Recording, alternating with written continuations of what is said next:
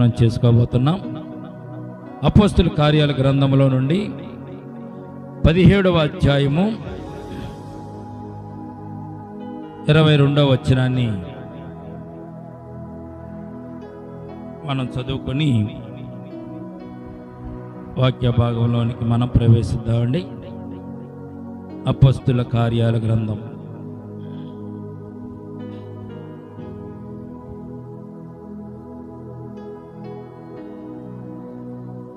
పౌలు అరియోపాగ మధ్య నిలిచి చెప్పినది ఏమనగా, ఏథెన్సు వారులారా, సమస్త విషయములలో అతి దేవతా భక్తి గలవారై ఉన్నట్టు చాలు నాకు కనబడుచున్నది. చిన్న ప్రార్థన చేసుకుందాం. తల వంచండి, ప్రార్థనలు ఏకీభవించండి. పరిశుద్ధుడా పరమ తండ్రి, మీకే స్తుతి స్తోత్రమునైనా. గతించిన వారాలన్నీ కాపాడి భద్రపరిచారు. ఈ నెలలో 6వ నెలలో 28వ తారీఖులో మమ్మల్ని ప్రవేశపెట్టారు తండ్రి. మా ముందున్నటువంటి ఈ 3 దినాల కార్యక్రమాన్ని కూడా దీవించి ఆశీర్వదించండి. కూడి వచ్చిన సంఘాన్ని, సంఘ బిడ్డలను కూడా దీవించండి. ఈ రాత్రి నీ వాక్యం చేత మేము ఆధారింపబడాలి, మీ ఆత్మ చేత మేము సంధింపబడాలి. మా జీవితాలు శ్రేష్టమైనటువంటి మార్గంలో మేము ముందుకు నడిపించుకోవాలి. అట్టి రీతిగా నడుచుకోవడానికి మా శక్తి, మా బలం, మా తెలివితేటలు సరిపోవు కనుక ప్రభువా, మీరే మాకు తోడుగా ఉండి మమ్మల్ని నడిపించండి. నీ పరిశుద్ధ మార్గంలో నడిపించండి. నీ సన్నిధానానికి చేరే మార్గంలో మమ్మల్ని నడిపించండి. ఈ రాత్రి మరొకసారి మీ పాదాల చెంతకు మేము వచ్చి ఉన్నాం. ఇంతవరకు నైనా పాటలు ఏదో తోడుకున్న దేవా, వాక్య భాగంలో కూడా, వాక్య పరిచర్లు కూడా మీరే మాకు తోడుగుండండి. కూడి వచ్చిన ప్రతి ఒక్క బిడ్డ వెనగల చెవులు, గ్రహింపగల హృదయం, అంగీకరించే మనస్సు, ఆనందించే ఆత్మను దయచేయండి. మరి ముఖ్యంగా నిలబడిన దాసుని మరుగుపరచండి. ఈ దాసుడు ఒట్టువాడు మట్టువాడునైనా అరికాలు మొదలుకు నన్నెత్త వరకు కూడా మీ ఆత్మ స్వాధీనంలో ఉంచుకోండి తండ్రి. నా మాటలు కాదు, నా తలంపులు కాదునైనా, నా పెదవులకునైనా మీరే తోడుకోండి. నా పెదవులకు మీరే కోపపెట్టి, నా పెదవుల ద్వారా మీరే నీ బిడ్డల అందరితో మాట్లాడమని, నైనా నిలబడిన దాసుని ప్రభువా మీ ఆత్మ చేత సంధించమని ఈ సమయాన్ని, స్థలాన్ని మీ చేతులకు అప్పగించుకుంటూ యేసయ్య ఉన్నతమైన పరిశుద్ధ నామాన్ని ప్రార్థించి మిక్కిలి వినయముతో బ్రతిమలాడి వేడుకొంచున్నాము తండ్రి. ఆమేన్. ప్రియ దేవుని బిడ్డలారా, ఈ అపోస్తలుల కార్యాల గ్రంథము 17వ అధ్యాయము పౌలు గారు దేవుని సువార్తను ప్రకటించేటటువంటి సందర్భాన్ని ఈ యొక్క అధ్యాయం మనకు తెలియచేయబడుతుంది. గమనించినట్లయితే ఏథెన్సు పట్టణం, ఏథెన్సు పట్టణం, ఏథెన్సు పట్టణంలోకి పౌలు గారు వెళ్ళి ఆ పట్టణంలో ఆయన సంచరిస్తూ తిరుగుతూ ఉండగా ఆయనకి ఒక దృశ్యం కనబడింది. పౌలు గారికి ఒక దృశ్యం కనపడ్డది. ఏంటో కనబడిన దృశ్యం? 23వ వచనం చూస్తే, నేను సంచరించుచు మీ దేవతా ప్రతిమలను చూచుచుండగా ఒక బలిపీఠము నాకు కనపడెను. ఏం కనపడ్డదంటే అండి, ఒక బలిపీఠం కనపడ్డదంట. అంటే ఒక గుడి కనిపించింది. బలిపీఠము నాకు కనపడను, దాని మీద తెలియబడిన దేవునికి అని రాయబడి ఉన్నది, చెక్కబడి ఉన్నది అని పౌలు గారు ఇక్కడ ఈ అధ్యాయంలో 22వ వచనం నుంచి ఏథెన్సు ప్రజలకు బోధించడం అయినా మొదలు పెట్టినట్లుగా మనం చూస్తున్నాం. ప్రియమైన బిడ్డలారా, పౌలు గారి యొక్క దండయాత్రలో 2వ దండయాత్ర ఇది.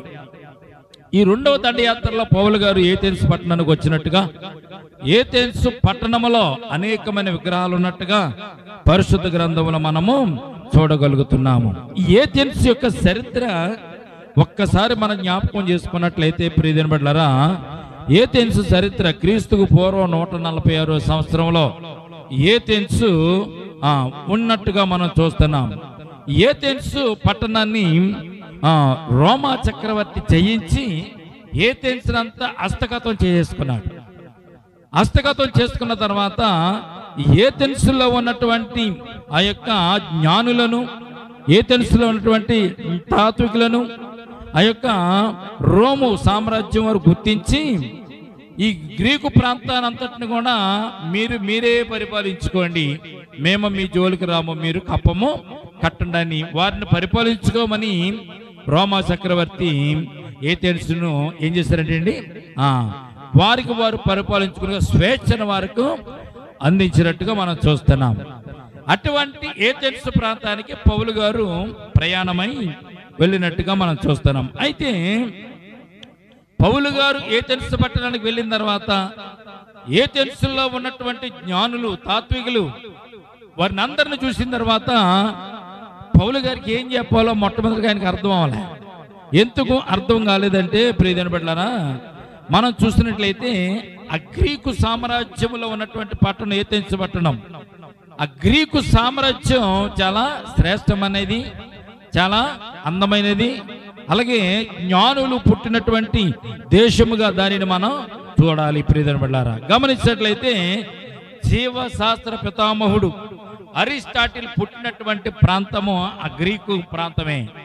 రెండవది నీతి శాస్త్ర పితామహుడు సోక్రటీస్ పుట్టింది కూడా ఆ గ్రీకులో ఉన్నటువంటి గ్రీకు ప్రాంతంలో ఏథెన్స్ ఉన్నటువంటి ప్రాంతంలోనే ఆయన పుట్టినట్టుగా మనం చూస్తాం. తాత్వికుడు అయినటువంటి రూసో అనేటువంటి ఆయన కూడా అక్కడే పుట్టాడు. ఎందుకు చెప్తున్నానంటే ఆ ఏథెన్స్ పట్టణం యొక్క జ్ఞానము, ఆ ఏథెన్స్ పట్టణంలో ఉన్నటువంటి ప్రజల యొక్క తెలివితేటలు ఈ పరిశుద్ధ గ్రంథంలో మనకు తెలియచేయబడుతుంది. దేవునికి స్తోత్రం కలుగును గాక. అసలు ఒలింపిక్స్ ఎక్కడ జరిగినాయి అంటే మొట్టమొదటిగా గ్రీకు ప్రాంతంలోనే ఒలింపిక్స్ ఆటలు క్రీడలు మొట్టమొదటిగా స్థాపించారు. మొట్టమొదటిగా ఈ ఒలింపిక్స్ ఆటలు మొదలుపెట్టింది ఎక్కడంటే గ్రీకు ప్రాంతంలోనే. ఇప్పుడు జనపడలేనా ఈ గ్రీకు ప్రాంతంలో స్టేడియాలు ఉన్నాయి, ఆడిటోరియాలు ఉన్నాయి. ఈ గ్రీకులోనే మొట్టమొదటిగా వారే ఈ సాంప్రదాయానికి పునాది వేసిన వారు గ్రీకు పట్టణస్థులు. అంటే అంత తాత్విక జ్ఞానము కలిగినటువంటి దేశంలోనికి మన పౌలు గారు దేవుని సువార్తను ప్రకటించడానికి వెళ్ళినట్లుగా పరిశుద్ధ గ్రంథంలో మనం చూస్తున్నాం. అయితే ఆ ప్రాంతంలో ఒక కట్టడి, ఒక సిద్ధాంతాలు కూడా ఉన్నట్టుగా మనం చూస్తున్నాం. ఒక్కో ప్రాంతానికి ఒక్కొక్క సిద్ధాంతం ఉంటుంది. మన ప్రాంతానికి ఉన్న సిద్ధాంతం ఏంటంటే మనము మన జీవితం మనం జీవించుకుంటూ మనం బ్రతుకుతూ ఎవరికి తగినటువంటి ఆరాధనలు, ఎవరికి తగినటువంటి పూజలు పునస్కారాలు వారు చేసుకుంటూ ఉంటాం. మనకు సిద్ధాంతం ఉంది. క్రైస్తవ సిద్ధాంతం కూడా ఉంది.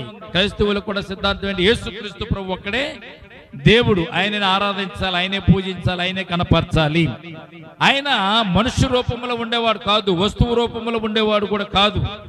వస్తువు రూపం చేసుకుని మనుషుల రూపం చేసుకుని ఆయన పూజించకూడదు, ఆయనను ఆరాధించకూడదు. ఆయన ఆత్మస్వరూపి కనుక యేసుక్రీస్తు ప్రభువు వారిని మనసులోను ఆత్మలోను కళ్ళు మూసుకుని మనం ఆరాధన చెయ్యాలి. ఇదొక క్రైస్తవుని యొక్క సిద్ధాంతం. ప్రియమైన బిడ్డలారా, అక్కడ ఎపిక్యూరీలు అనేటువంటి ఒక జాతి ఏథెన్స్ పట్టణంలో ఉండేది. ఆ ఏథెన్స్ పట్టణంలో ఎపిక్యూరీలు మనం జ్ఞాపకం చేసుకుంటే వాళ్ళకి ఒక సిద్ధాంతం ఉంది. వాళ్ళకి ఏంటా సిద్ధాంతం? దేవుడు లేడు, నాస్తికులు అనమాట. దేవుడు లేడు, దెయ్యము కూడా లేదు. నీవు ఈ లోకంలో బ్రతకాలంటే మూడు పనులు చేయాలి. ఏం చేయాలి అంట? ఇక్కడ వారు ఏం చెప్పారు తెలుసని ప్రియమైన బిడ్డలారా, నువ్వేం చేయాలి? తినాలి, త్రాగాలి, నీకు నువ్వే జీవించాలి. ఎవరో వచ్చి నిన్ను నడిపించరు, ఎవరో వచ్చి నిన్ను కాపాడరు. కనుక నువ్వేం చేయాలి? తినటం, తిరగడం, నీకున్నటువంటి అవసరతలు తీర్చుకోవడం తప్ప వేరొక ఆలోచన నువ్వు పెట్టుకోకూడదు అని ఎపిక్యూరీలు వారి యొక్క సిద్ధాంతాన్ని వారు అమలు చేస్తున్నట్టు సందర్భాలు అక్కడ మనం తినుట, త్రాగుట, సుఖించుట. బైబిల్లో కూడా ఈ మాట ఉంది. ప్రజలు రాకడకు యేసుక్రీస్తు ప్రభువారు చూసినప్పుడు వారు ఏం చేసేవారంటే ఆయన రాకడ వస్తుందని కూడా తెలుసుకున్నా వారు తినుచు త్రాగుచు పెళ్లి చేసుకుంటూ ఉన్న సందర్భంలో దేవుడు వచ్చి ఆ పట్టణాన్ని కాల్చివేసిన. సొదొమ గొమొర్రా పట్టణం ఎందుకు నాశనం అయిపోయింది? సొదొమ గొమొర్రా పట్టణం ఎందుకు కాల్చివేయబడింది? దేవుడు అంటే భక్తి లేదు, దేవుడు అంటే భయం లేదు. వారికి వారు తింటూ వారు కాలం గడుపుకుంటూ తినుచు త్రాగుచు పెళ్లికిచ్చుకుంటూ వారి కార్యక్రమాలు చేసుకుంటారు. కానీ దేవుని గురించి వారు పట్టించుకోలేదు కనుక దేవుని ఉగ్రత ఆ యొక్క పట్టణం మీదకి వచ్చినట్టుగా మనం చూస్తున్నాం. సొదొమ గొమొర్రా పట్టణాన్ని దేవుడు నాశనం చేయడానికి కారణం ఏంటంటే ఇదే సిద్ధాంతం. ఎపిక్యూరియస్ల యొక్క సిద్ధాంతాన్ని వారు పాటించేవారు కనుక తినుచు త్రాగుచు సుఖించడం తప్ప వేరే పని వారు చేసే దేవుడు అంటే వారికి లెక్క లేదు, భయం లేదు అన్నట్టుగా అక్కడ ఉండేది. ప్రియమైన బిడ్డలారా, వారు ఈ తీర్మానానికి రావడానికి గల కారణం ఒకటి ఉంది. ముఖ్యమైన కారణం ఏంటో తెలిసింది. దేవుడు ఆత్మస్వరూపి. దేవుడికి శరీరము ఉండదు. దేవుడికి శరీరం ఉండదు కనుక శరీరముతో చేసే ఏ పాపానికి కూడా శిక్ష ఉండదు అని వారు సిద్ధాంతాన్ని తీసుకుని వచ్చారు. ఏముందని? శరీరంతో మనం పాపం చేసినప్పుడు దేవుడికి శరీరం ఉండదు కనుక శరీరంతో చేసే ప్రతి పాపానికి శిక్ష ఉండదు. దేవుడు ప్లస్ ఆత్మ, దేవుడు ఆత్మస్వరూపి కనుక దేవుడు అనేవాడు ఆత్మలో ఉంటాడు కనుక ఆత్మకు ఏదైనా నష్టం కలిగిస్తే అది మనకు పాపం అవుతుంది. కానీ మన శరీరంతో చేసేటటువంటి ఎటువంటి పాపానికి శిక్ష లేదు అనేటువంటి సందర్భాన్ని ఎపిక్యూరీలు వారి సిద్ధాంతాన్ని వారు తీసుకొచ్చినట్టుగా మనం చూస్తాం. దేవుడు లేడని నమ్మటమే వారి యొక్క సిద్ధాంతం. దేవుడు లేడు, ఉంటే చూపించు అంట. ఎవరన్నా ఇల్లు కనుక నైనా దేవుడు ఉన్నాడు, నైనా దేవుడు నీకు శిక్ష చేస్తాడు, నువ్వు పాపం చేస్తున్నావు అంటే దేవుడిని చూపించయ్యా నేను నమ్ముతాను అంట. ఏమంటారు వాళ్ళు? దేవుడిని చూపించండి నేను నమ్ముతాను అంటారు. ఇప్పుడు మీరు కూడా అలాగా దేవుడిని చూపించండి నేను నమ్ముతాను అనాలి. ఇప్పుడు కరెంటు తీగలో కరెంట్ ఉంటుంది, కరెంట్ ఉంది కాబట్టి లైట్ వెలుగుతాయి. కరెంటు తీగలో కరెంట్ ఉందని నాకు చూపించంటే ఏం చేయాలి? మనం ఏం చేయాలి? ఆ కరెంటు తీగను పట్టుకోమని చెప్పాలని పైన స్లీవ్ తీసి ఆ కరెంటు తీగను పట్టుకుంటే తెలుస్తుంది అప్పుడు అందులో కరెంట్ ఉందో లేదో. కనుక కొన్ని ప్రశ్నలకు సమాధానాలు ఉండవు, అనుభవించితేనే తప్ప దానికి జవాబులు రావు. ఎపిక్యూరీలు చేసే పని ఏంటంటే దేవుడు లేడు, ఉన్నా కానీ దేవుడు ఆత్మస్వరూపి కనుక ఆత్మకిని దేవుడికి సంబంధం కనుక శరీరంతో చేసే పాపానికి ఎటువంటి శిక్షలు ఉండవు అని వారు నమ్ముతున్నట్టుగా మనం చూస్తున్నాం. చూసినదే మీరు నమ్మాలి. మనం వారి సిద్ధాంతం ఎలా ఉంటుందంటే అందరిని కూర్చోబెట్టి అందరికి వారు ఏం బోధించేవారు తెలుసండి? మనం చూసిందే నమ్మాలి, చూడని దాన్ని మనం అసలు నమ్మకూడదు అని వారు ఒక సిద్ధాంతం తీసుకొచ్చారు. ఈ రోజున మనం కూడా దేవుడు ఏదైనా గొప్ప కార్యం చేస్తే దేవుళ్ళలోకి వస్తానులేండి, దేవుడు నా కుటుంబంలో ఏదైనా మంచి చేస్తే నేను దేవుని దగ్గరికి వస్తానులేండి, నాకు ఏదో దేవుడు చేయాలి, చేస్తే నేను దేవుని దగ్గరికి వస్తాను, అప్పుడు దేవుడు ఉన్నాడని నేను నమ్ముతాను అని చాలా మంది అంటూ ఉంటారు. ప్రియమైన బిడ్డలారా, దేవుడు ఉన్నాడు, సృష్టి ఉంది కనుక ఈ సృష్టి చేసింది కూడా దేవుడనే సత్యాన్ని ఎరిగి నమ్మి విశ్వాసం ఉంచి దేవుల్లో నిలవడమే గొప్ప భాగ్యము. వారు ఏం చేసేవారు తెలిసింది?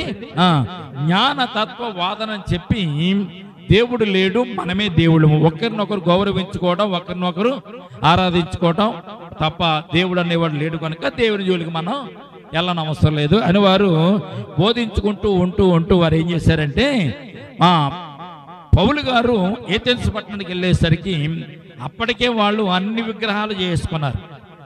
వారికి తోసినటువంటి విగ్రహాలను, బొమ్మలను, దేవుళ్ళను వారు ఏర్పాటు చేసుకుని పూజించడం వారు మొదలుపెట్టారు. ఈ రోజున మనం లోకంలో చూస్తే 30 దేవతలు ఉన్నారని మనం అనుకుంటూ ఉంటాము. అయితే అది ఎంతవరకు వాస్తవం కాదో మనకైతే తెలియదు. కానీ ఏథెన్స్ పట్టణంలో ఉన్నటువంటి జనాభా కంటే ఆ ప్రాంతంలో ఉన్నటువంటి గుడులు ఎక్కువ, విగ్రహాలు ఎక్కువ అనే సత్యాన్ని పరిశుద్ధ గ్రంథం మనకి తెలియజేయబడుతుంది. 1,00,000 మంది ఉన్నారనుకోండి ఏథెన్స్లో, ఉదాహరణకు 1,00,000 కంటే 2 లక్షల విగ్రహాలు వారు ఏర్పాటు చేసుకున్నారు. అడుగడుగున వారు విగ్రహాలు పెట్టుకున్నారు. అడుగడుగున అందులో కొంతమంది పెద్దలు ఉంటారు కదా, ఏదైనా ఊర్లో పెద్దలు ఉంటారు, మన ఊర్లో కూడా పెద్దలు ఉంటారు, రాజకీయ నాయకులు. వాళ్ళు ఏం చేస్తారంటే వాళ్ళ దగ్గర ఉన్నటువంటి జనాభాలతో వారు మాట్లాడుతూ వారితో చెప్తారు, మనము మెయిన్ రోడ్లో విగ్రహాన్ని పెట్టుకుందాం, మన నాయకుడు విగ్రహం పెట్టుకుందాం, ప్రతి ఏటా దండేద్దాం, ప్రతి ఏటా మనం పూజలు పునస్కారాలు చేద్దాం, అందరికి తెలియజేద్దాం అన్నారు అనుకోండి. నాయకుడు పిల్లలు ఏం చేస్తారు? విగ్రహాన్ని అక్కడ పెడతారు.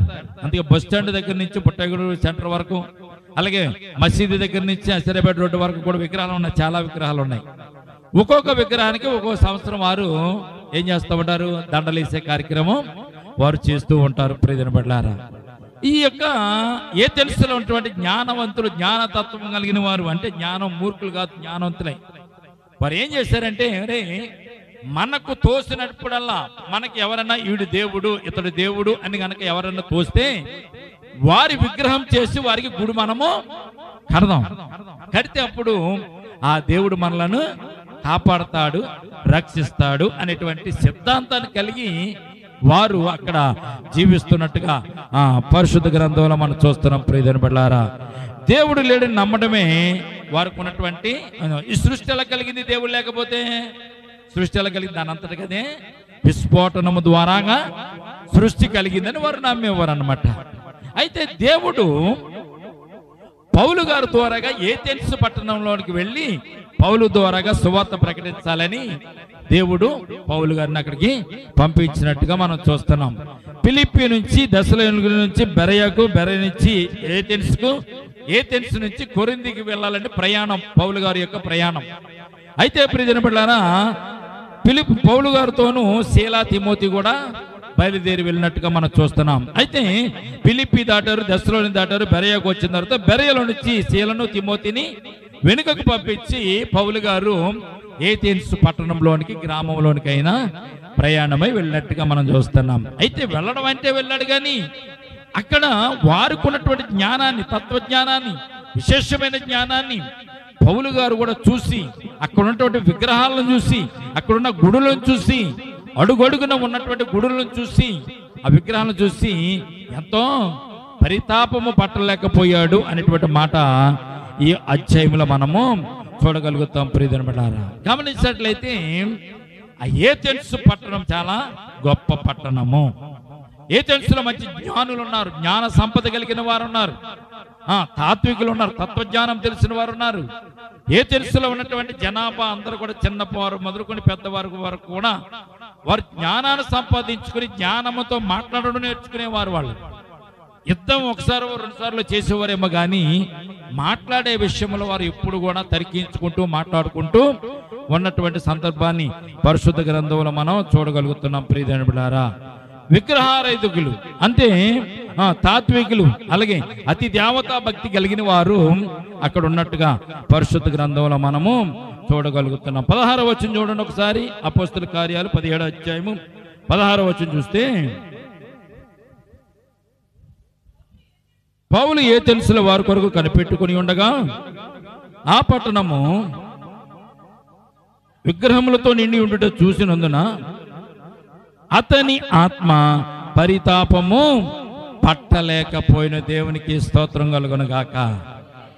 విగ్రహాలతో నిండిపోయింది పట్టణం అంతా. అందుకోసం పౌలు గారి యొక్క ఆత్మ పరితాపము చెందింది. పరితాపము చెందిందంటే అర్థం ఏంటో తెలిసింది, బాధపడ్డది. పౌలు గారు ఎందుకు బాధపడ్డారు అన్నది మనం జ్ఞాపకం చేసుకుంటే, నిజమైన దేవుడు ఉన్నాడు, ఈ సృష్టిని సృష్టించిన వాడు ఉన్నాడు.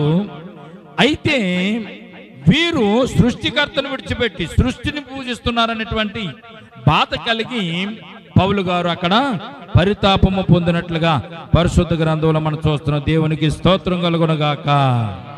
21వ వచనం చూడండి. ఏథెన్స్ వారందరూ అక్కడ నివసించు పరదేశులను ఏదో ఒక క్రొత్త సంగతి చెప్పుట యందును వినుట యందును మాత్రమే తమ కాలములు గడుపుకునేటటువంటి వారు. దేవునికి స్తోత్రం కలుగునుగాక. ఏథెన్స్ పట్టణంలో ఉన్నటువంటి ప్రజల యొక్క స్థితి ఏంటో తెలిసింది, ఏదో క్రొత్త సంగతి వినాలి, ఏదో ఒక క్రొత్త సంగతి మనం ఆలోచన చేయాలి. ఇలాగ వారు కాలము గడిపేవారంట. ఎంత చక్కని మాట. ఏం చేస్తారంటే వారు కాలము గడుపుచుండిరి, కాలాన్ని గడిపేస్తున్నారు. ఏదో కొత్త విషయం నేర్చుకోవడం, కొత్త విషయాలు మాట్లాడడం. వారు ఏం చేసేవారండి, అలా కాలాన్ని వారు గడుపుతున్నట్టుగా పరిశుద్ధ గ్రంథంలో మనం చూస్తున్నాం. చూడండి 23వ వచనం చూస్తున్నట్లయితే, నేను సంచరించుచు మీ దేవతా ప్రతిమలను చూచుచుండగా నాకు ఒక బలిపీఠము కనపడింది. ఏథెన్స్లోకి వెళ్ళాడు, ఏథెన్స్లో ప్రజల దగ్గరికి వెళ్ళాడు, ప్రజలతో మాట్లాడుతున్నాడు. అయ్యా, మీకు ఒక విషయం చెప్పాలని ఉంది అంటూ ఏథెన్స్లో ఉన్నటువంటి ప్రజలతో ఇక్కడ పౌలు గారు మాట్లాడడం పరిశుద్ధ గ్రంథంలో మనం చూడగలుగుతున్నాం. ప్రియమైన బిడ్డలారా, ఏమని మాట్లాడుతున్నాడు? మీ దేవతా ప్రతిమలను చూచుచుండగా ఒక బలిపీఠము నాకు కనబడింది. దేవునికి స్తోత్రం కలుగును గాక.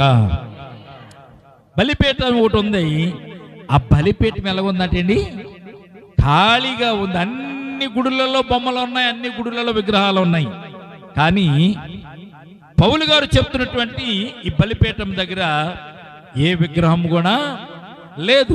లేకపోసరికి చూడండి, అందులో ఏమైనా వ్రాయబడి ఉన్నది కాబట్టి దేవునికి చూడండి, దాని మీద తెలియబడిన దేవుడిని వ్రాయబడి ఉన్నది కాబట్టి మీరు తెలియక దేవుని యందు భక్తి కలిగి ఉన్నారు.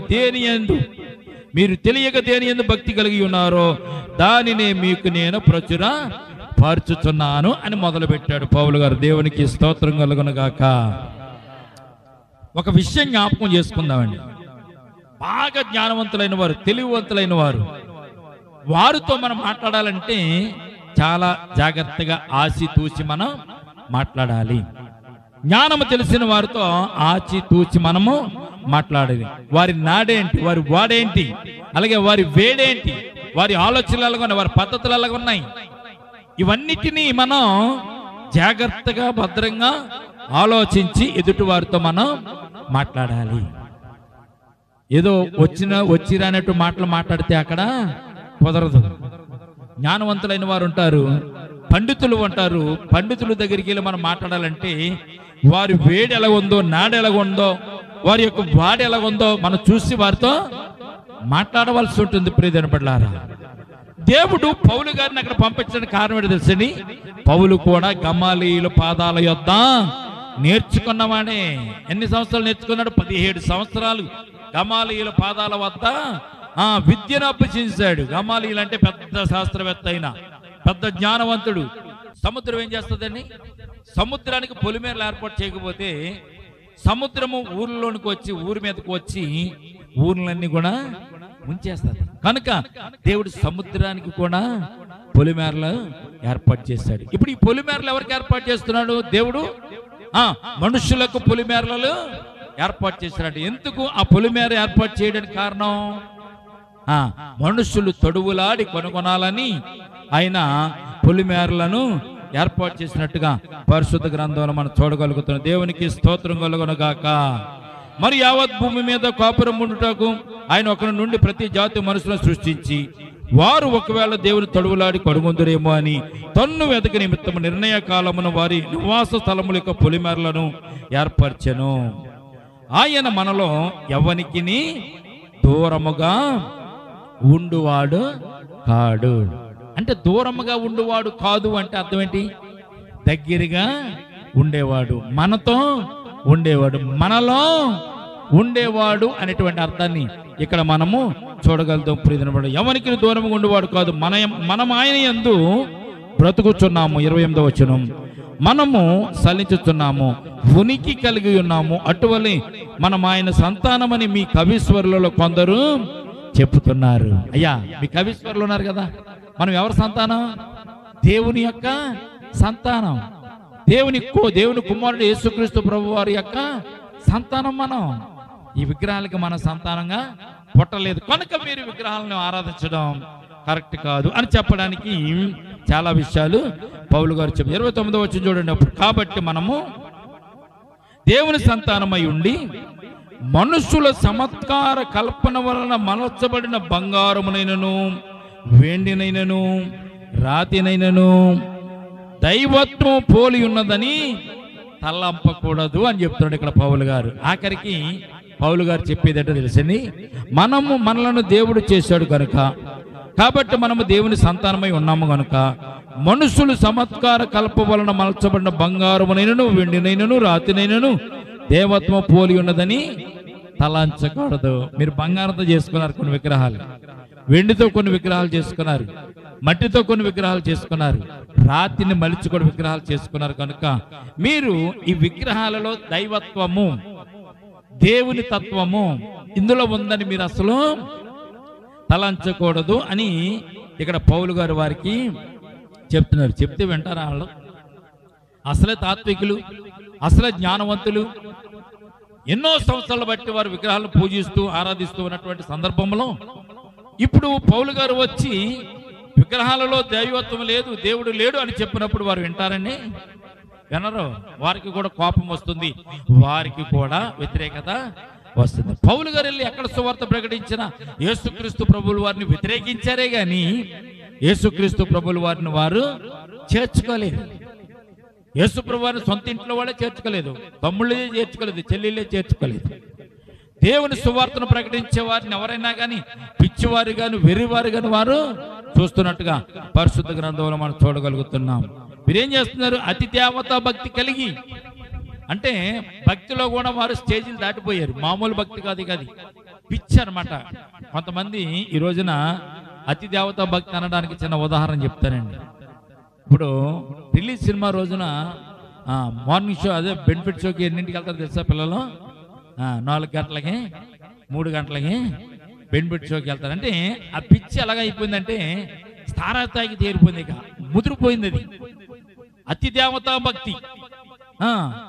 వాళ్ళ హీరోని మొదటి రోజున 4 గంటలుగా చూడాలనేటువంటి తాపత్రయం వారిలో ఏమైపోయిందని అతి దేవతా భక్తి కింద తయారైపోయింది. పిచ్చి ముదిరిపోయి పాకాన పట్టదంటారు చూసారా, అలాగనమాట.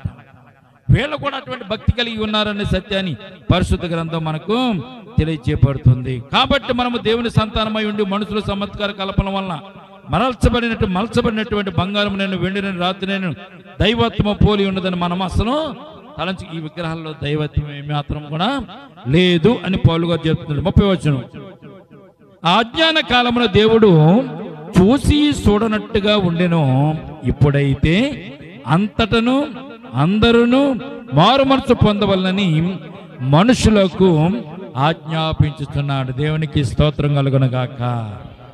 అజ్ఞాన కాలంలో దేవుడు చూసి చూడనట్టున్నాడు, ఇప్పుడు అలా కాదు. మొదటగా గొర్రె పిల్లగా వచ్చాడు ఆయన, ఎవరు చంపి సిలువ వేశారు. రెండోసారి రాకలే యేసు ప్రభు వారు ఎలాగొస్తారండి? ఆయన కొద్దమ్మ సింహము వచ్చినట్లుగా ఆయన అసలు గొర్రె పిల్ల అయితే మనం కొట్టగలుగుతాం, సింహం ముందుకెళ్ళి సింహాన్ని జూలు పట్టుకోగలుగుతామా? సింహాన్ని ఎదిరించగలుగుతామా?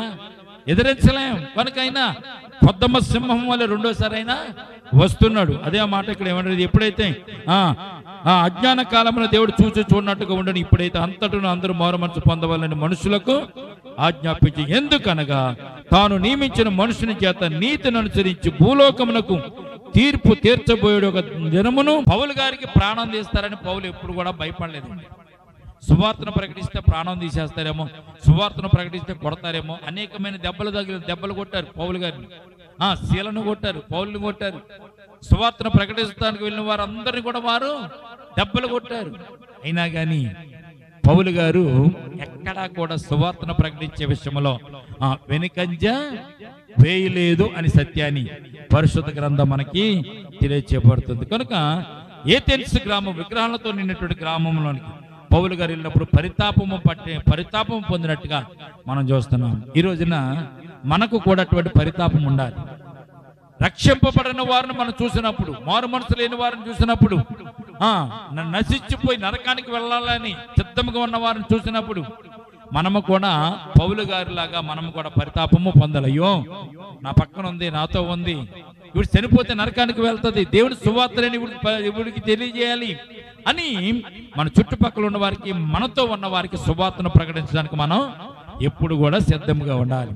ఒకవేళ మన పక్క వారికి మనం చెప్పలేదు అనుకోండి, సువార్తను బోధించలేదు అనుకోండి, తీర్పు దినాన మనము పరలోక రాజ్యానికి వెళ్ళిన తర్వాత దేవుడు అడుగుతాడంట, అమ్మా నువ్వు రక్షణ పొందుకున్నావు, నువ్వు మారు మనసు పొందుకున్నావు, పరలోక రాజ్యానికి నువ్వు టికెట్ సంపాదించుకున్నావు, మరి నీ తోటి వారికి ఎందుకు నువ్వు సువార్త చెప్పలేదు? తోటి వారికి నువ్వెందుకు సాక్షిగా ఉండలేదు? వారికి ఎందుకు దేవుని మాటలు నీవు తెలియచేయలేదు? నువ్వు చెప్పవనుకో, అలా నమ్మకపోతే వాళ్ళది తప్పు, నీది తప్పు కాదు. నువ్వు చెప్పకుండా నీ తోటివాడు ఎవరైనా చనిపోయారనుకో, వారి నిమిత్తము వారి నరకానికి వెళ్తే ఆ నరకానికి వెళ్ళడానికి కారణం నీవే కనుక నీకు కూడా అందులో శిక్ష ఉంటుందని ప్రభువారు చాలా స్పష్టంగా చెప్పారు. దేవునికి స్తోత్రం కలుగునగాక. కనుక యేసే క్రీస్తుని ఏథెన్స్లో పౌలు గారు ప్రకటించి అందులో కొంతమందినైనా దేవుని వైపుకు నడిపించి దేవుని వైపుకు తిరిగేటట్టుగా పౌలు గారు చేసినట్టు పరిశుద్ధ గ్రంథంలో మనం చూస్తున్నాం. కనుక పౌలు గారు ప్రయాణం అంతా కూడా కష్టతరమైన ప్రయాణాలే. ఇరుకులో ప్రయాణం చేశాడు, ఇబ్బందులో ప్రయాణం చేశాడు, దెబ్బలు తిన్నాడు, సరసాల జీవితానికి సంఖ్యలు వేశారు. అయినా కానీ దేవుని సువార్త నిమిత్తము శ్రమలైనను హింసైనను దేవుని సువార్త నిమిత్తము తట్టుకుని బాధలపడి సువార్తను ప్రకటించినట్లుగా పరిశుద్ధ గ్రంథంలో మనం చూస్తాం. ఇది దేవుని యొక్క ప్రణాళిక. పౌలు గారు ఏథెన్స్కి వెళ్ళి సువార్తను ప్రకటించడం అనేది దేవుని యొక్క ప్రణాళిక. ఈ రోజున మనం అందరం కలిసి ఎదుటి వారికి సువార్తను ప్రకటించాలి. అందుకే దేవుడు మనకి ఇచ్చినటువంటి తలాంతు వారికి సువార్త ప్రకటించాలి. రెండవది, వారి కొరకు మనము ప్రార్థన చేయాలి. నశించిపోవడానికి ఎవరు కూడా సిద్ధపడకుండా వెళ్లకుండా మన వంతు ప్రకారము సువార్తను ప్రకటిస్తూ పౌలు గారికి వెళ్ళి ప్రభువులంట, నా పొరుగుతో ముట్టించి తిని నేను జీవ కిరీటం నా కొరకు దాస్యమించబడిందని చెప్పి ఆయన తన యొక్క జీవితాన్ని ముగించుకున్నట్టుగా మనం చూస్తున్నాం.